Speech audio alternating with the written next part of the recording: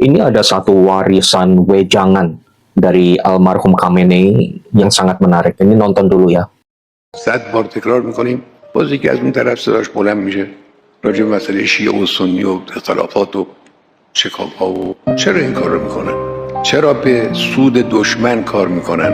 نمیدونن که انگلیس ها هنرشون ایجاد اختلاف است و یکی از گسله ها و شکاف هایی که همیشه انگلیس ها استفاده کردن شکاف بین شیعه و سنی بود.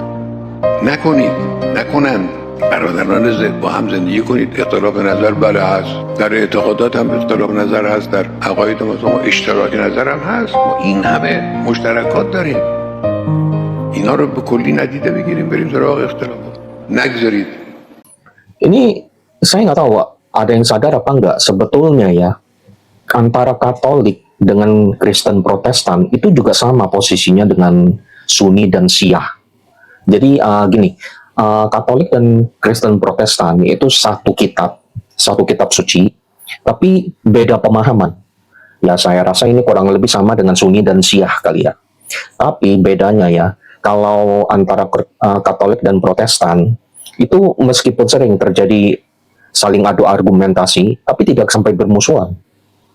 Ya saya rasa itu adalah karena tidak ada yang provokasi.